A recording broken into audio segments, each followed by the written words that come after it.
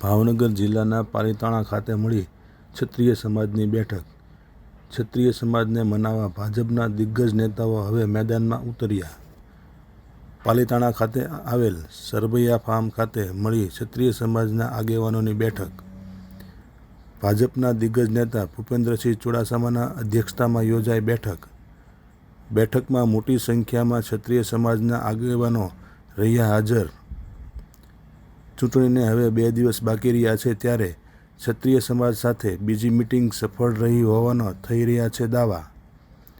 2 દિવસ પૂર્વે CR પાટીલ દ્વારા પણ કરવામાં આવી હતી મિટિંગ।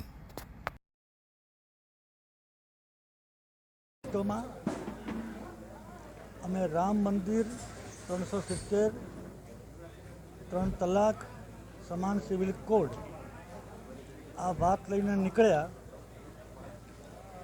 અમને દેશના બધા જ વર્ગોનો સાથ સહકાર ન મળ્યો,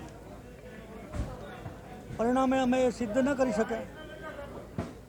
પરંતુ આ વાતને સમજીને 19માં બધા સમાજનો અમને સહકાર મળ્યો।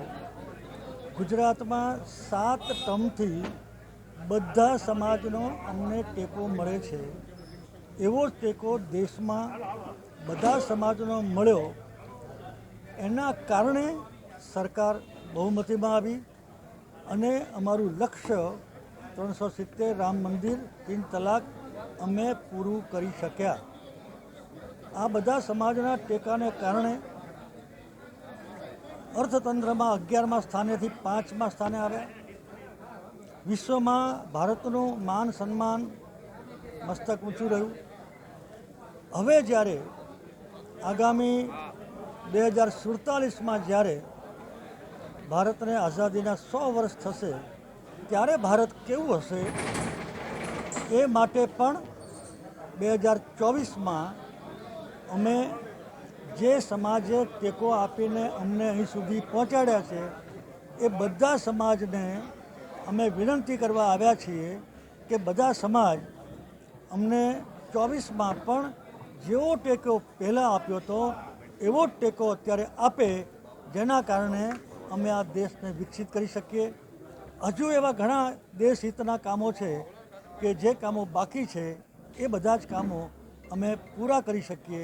એ હેતુથી આજે ભાવનગર જિલ્લાના જે ક્ષત્રિય ભાઈઓ ભારતીય જનતા પાર્ટીના કાર્યકર્તા છે અને કામ કરી રહ્યા છે એ બધાને મળવા માટે ભાઈ મહેન્દ્રસિંહ સરવૈયા, ભરતસિંહ ગોયલ, બાકીના બધા સાથીદારો ખૂબ મોટી સંખ્યામાં ક્ષત્રિય ભાઈઓ ભાવનગરની અંદર કામ કરી રહ્યા છે। આજે સવારે ભાવનગર શહેરમાં પણ આવી જ એક મોટી મિટિંગ અને અહીંયા પાલીતાણામાં આજે આખા જિલ્લાના ભાજપમાં કામ કરનારા ક્ષત્રિય ભાઈઓની મિટિંગમાં હું આવ્યો છું। બધાએ ખૂબ રિસ્પોન્સ આપ્યો છે અને સાથે મળીને ક્યાંય પણ કોઈ પણ પ્રકારનું સંઘર્ષ કે ઘર્ષણ ન થાય એ સંયમ સાથે ચૂંટણીમાં સૌ ભારતીય જનતા પાર્ટીને માત્ર ભાવનગરમાં જ નહીં, માત્ર રાજકોટમાં જ નહીં, પરંતુ હવે તો 25 જ રહી છે। એક તો અમને બિનહરીફ મળી છે।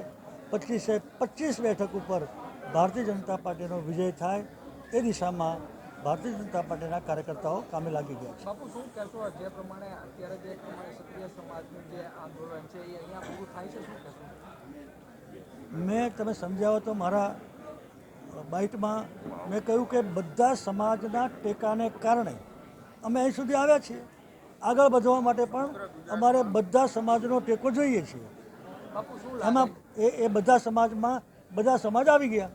બાપુ, શું લાગે છે ભાવનગર અમે 25 બેઠક જ્વલંત જંગી બહુમતીથી જીતવાના છીએ। બધા સમાજનો ટેકો છે, બધા સમાજનો ટેકો છે અને બધા સમાજનો ટેકો લેવા માટેની અપીલ કરીએ છીએ। જિલ્લાના ક્ષત્રિય સમાજના મુખ્ય કાર્યકર્તાઓ, આગેવાનો, શુભેચ્છકો પાલીતાણા ફાર્મ હાઉસ ઉપર આવ્યા હતા। ભૂપેન્દ્રસિંહના અધ્યક્ષસ્થાને અમે મિટિંગ રાખવામાં આવી હતી અને આ મિટિંગનું આયોજન એ માટે કરવાનું હતું. રાષ્ટ્રીય ભાવના સાથે જોડાયેલો ક્ષત્રિય સમાજ છે અને આ ક્ષત્રિય સમાજ વર્ષોથી 80% મત ભારતીય જનતા પાર્ટી સાથે જોડાયેલા છે અને જે ક્ષત્રિયો યોગદાન આપ્યું છે, બલિદાન આપ્યું છે, એ જ વિચાર સાથે જ્યારે નરેન્દ્રભાઈ આગળ વધી રહ્યા હોય, રાષ્ટ્રીય ભાવના સાથે, દેશની સુરક્ષા સાથે આગળ વધતા હોય, ત્યારે ક્ષત્રિય સમાજના આ યુવાનોને બધાને બોલાવી અને ભારતીય જનતા પાર્ટીની ફેવરમાં મતદાન થાય. સામાજિક લડત ચાલે છે, એમાં લાગણી દુભાણી છે, એ વિષય પણ સાચો છે. એમાં હું પણ એ જ સમાજમાં આવું છું, મારી પણ લાગણી દુભાણી હોય. પરંતુ જ્યારે નરેન્દ્રભાઈ રાષ્ટ્રની સુરક્ષાની બાબત હોય, રાષ્ટ્રની રક્ષાની બાબત હોય, રાષ્ટ્રની ધાર્મિકીય બાબત હોય, તો આ દરેક ક્ષેત્રમાં નરેન્દ્રભાઈનું યોગદાન છે. હિન્દુ રાષ્ટ્ર ભારત જ્યારે બની રહ્યું હોય તો એમાં ક્ષત્રિય સમાજ કંઈ પાછળ ન રહે અને જે પ્રવાહ છે એમાં જોડાઈ રહે, એ કાર્ય કરવા માટેની આ મિટિંગ રાખવામાં આવેલી હતી. મહેન્દ્રસિંહ, શું કહેશો? જે પ્રમાણે સમાજની આ બેઠક હતી, બેઠકમાં કયા પ્રકારના પ્રતિભાવો સામે સમાજમાંથી મળી રહ્યા છે? સમાજમાં જે પ્રકારે આજે લોકો આવ્યા હતા, ખૂબ મોટી સંખ્યામાં આવ્યા હતા અને દરેક લોકો રાષ્ટ્રીય પ્રેમ ભાવના સાથે અહીંયા આવ્યા હતા અને ભારતીય જનતા પાર્ટીના ઉમેદવારને વધારેમાં વધારે મતથી લીડ મળે એ પ્રમાણેનું કામ કરશે એવું અમને ખાતરી આપી. આપના સમાજ દ્વારા જે પ્રકારે વિરોધ છે તે આ મિટિંગ જોતા એવું લાગે છે કે સમાધાનના રૂપે મિટિંગ સમાજનું મેં પહેલાં કીધું એમ કે રાજપૂત સમાજ આ દેશ માટે બલિદાનો આપ્યા છે અને રાષ્ટ્રીય ભાવનામાં જોડાયેલો વર્ગ છે. આજે 100 વર્ષ પહેલાં મોગલો સામે જો યુદ્ધ કર્યા હોય તો એ રાજપૂત સમાજે જ બલિદાન આપ્યા છે. પરંતુ સાથોસાથ હવે કોઈ તલવાર ઉપાડવાની જરૂર નથી. અત્યારે જે નરેન્દ્રભાઈ કામ કરી રહ્યા છે એ 100 વર્ષ પહેલાં રાજપૂત સમાજ કામ કરતો હતો. અત્યારે ખાલી બટન દબાવી અને ભાજપને મત દઈ એટલે આપણી રક્ષા દેશની પૂરેપૂરી નરેન્દ્રભાઈ કરી રહ્યા છે. રાજપૂત સમાજનું મેં તમને કીધું એમ કે એક શબ્દની બોલવાની ભૂલથી જે પ્રકારે લાગણી દુભાણી છે, અસ્મિતાની વાત છે, એમાં હું 100% સમજ છું. બહેનો હોય, યુવાનો હોય, લાગણી દુભાયેલી છે. ભાજપ પ્રત્યે નારાજગી પણ વ્યક્ત કરી છે, પણ એની માટે સમાધાન માટે અમારી કમિટીએ ખૂબ પ્રયત્ન કર્યા છે, પણ કોઈપણ સંજોગે સમાધાન કોંગ્રેસે થવા દીધું નથી એવું મારું વ્યક્તિગત માનવું છે. પરંતુ સમાજ એકતાના દર્શન પણ આમાં થયા છે અને સમાજ એક થઈ અને ગમે ત્યારે ભારતીય જનતા પાર્ટીને સહકાર આપશે જ, એમાં કોઈ મને શંકા લાગતી નથી. સમગ્ર